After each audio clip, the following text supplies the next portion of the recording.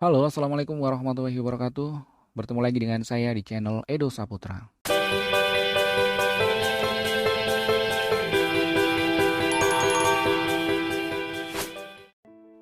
Pada kesempatan kali ini, saya akan membahas seorang sosok yang luar biasa dan sangat berjasa besar dalam dunia pendidikan. Beliau adalah Menteri Pendidikan Indonesia yang pertama. Siapa lagi kalau bukan Ki Hajar Dewantara.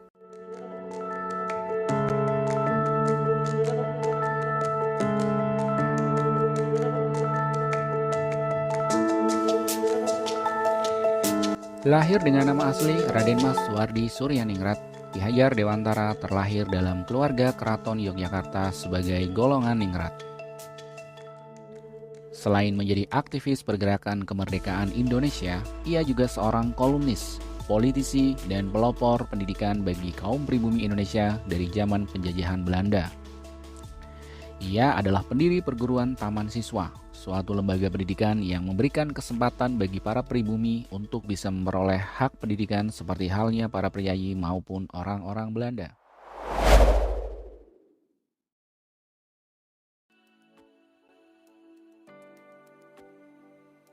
Berikut ini adalah biografi singkat Ki Hajar Dewantara, mulai dari pendidikannya hingga perjuangannya untuk bangsa Indonesia. Pendidikan Ki Hajar Dewantara. Ki Hajar Dewantara atau Suwardi berasal dari lingkungan keluarga bangsawan Kadipaten Paku Alaman. Ia merupakan putra dari GPH Suryaningrat dan cucu dari Paku Alam III. Ki Hajar Dewantara telah menamatkan pendidikan dasar di European Library School. Sekolah tersebut merupakan sekolah dasar khusus untuk anak-anak yang berasal dari Eropa. Setelah itu, ia sempat melanjutkan pendidikan kedokteran di Stovia. Namun, ia tidak menamatkannya karena kondisi kesehatan yang buruk.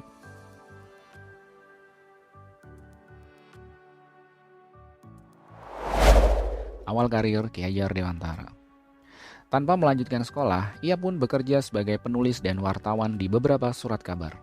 Ia pernah bekerja untuk surat kabar Sudiyotomo, Mi dan Java, The Express, Utusan Hindia, Kaum Muda, Cahaya Timur, dan Pusara. Suwardi tergolong salah satu penulis yang handal pada masanya. Gaya tulisannya sendiri bersifat komunikatif dengan gagasan-gagasan yang anti-kolonial. Perjuangan Ki Hajar Dewantara menjadi wartawan muda yang menyinggung penjajah melalui tulisan.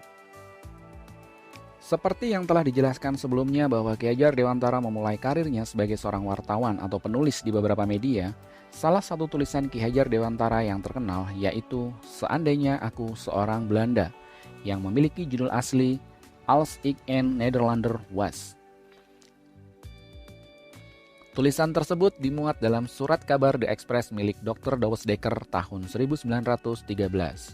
Artikel tersebut ditulis sebagai protes atas rencana pemerintah Belanda untuk mengumpulkan sumbangan dari Hindia Belanda guna perayaan kemerdekaan Belanda dari Prancis.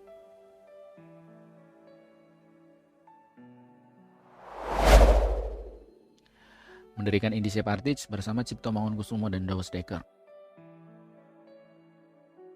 Selain dari menulis bersama dengan rekannya Cipto Mangunkusumo dan Douwes Dekker, Ki Hajar Dewantara juga mendirikan Indische Partij.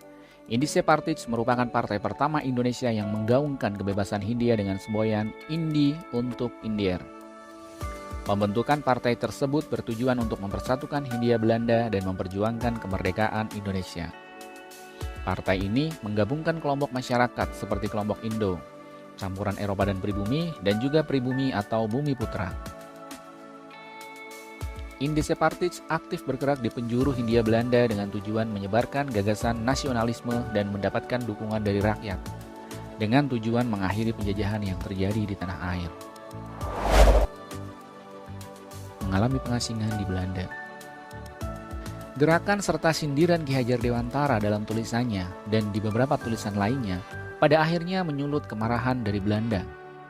Hingga pada akhirnya Gubernur Jenderal Edinburgh memerintahkan pengasingan Ki Hajar Dewantara di Pulau Bangka. Namun atas permintaan kedua rekannya yang juga dihukum dan diasingkan, yaitu Dr. Douwes Dekker dan Dr. Cipto Mangunkusumo, pengasingan mereka pun dipindahkan ke Belanda. Pengasingan tersebut tidak disia-siakan oleh Ki Hajar Dewantara. Di Belanda, ia mendalami bidang pendidikan dan pengajaran, hingga pada akhirnya memperoleh sertifikat Europese Acte. Setelah melewati masa pengasingan pada tahun 1918, Suwardi pun mulai mencurahkan perhatiannya yang tinggi dalam bidang pendidikan dengan tujuan untuk meraih kemerdekaan Indonesia.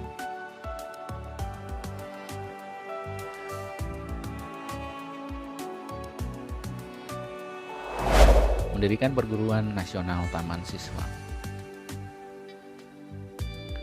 Pada 3 Juli 1922, ia bersama rekan-rekannya mendirikan National Onderwijs Instituut Taman Siswa, atau yang sekarang lebih dikenal dengan nama Perguruan Nasional Taman Siswa. Taman Siswa merupakan sebuah perguruan yang bercorak nasional dengan menekankan rasa kebangsaan dan cinta tanah air, serta semangat berjuang untuk memperoleh kemerdekaan.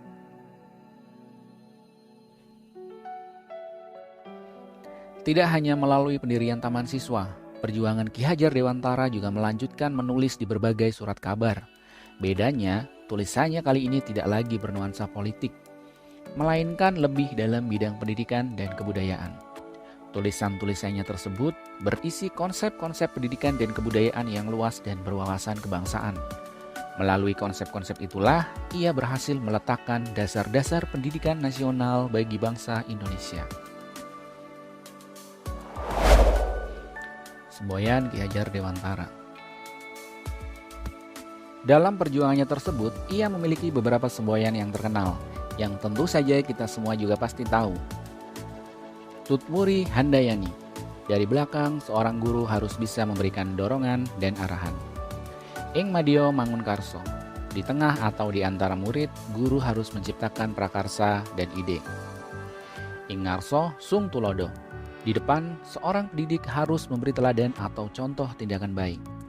Semboyan-semboyan tersebut masih tetap digunakan dalam dunia pendidikan kita hingga saat ini, utamanya di sekolah Taman Siswa.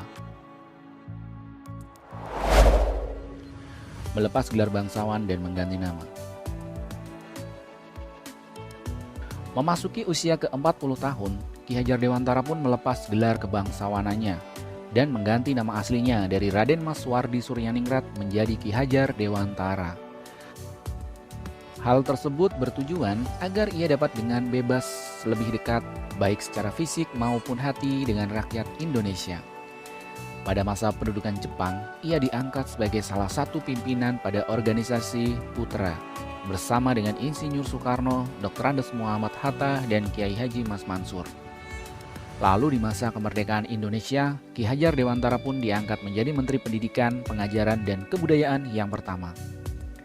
Berkat perjuangannya tersebut, tak heran jika ia dijadikan pahlawan nasional untuk pendidikan di Indonesia. Serta hari lahirnya, yaitu pada tanggal 2 Mei dijadikan sebagai Hari Pendidikan Nasional. Hal tersebut tentunya untuk menghargai dan menghormati segala pemikiran-pemikiran dan tindakannya yang membawa Indonesia dalam kemerdekaan.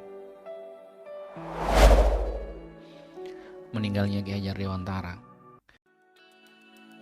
Ki Hajar Dewantara meninggal dunia di kota Yogyakarta pada tanggal 26 April 1959. Lokasi wafatnya di Padepokan Ki Hajar Dewantara.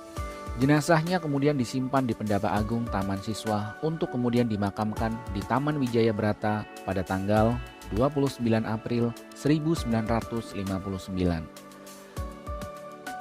Upacara pemakamannya saat itu dipimpin oleh Soeharto yang bertindak sebagai inspektur upacara saat itu.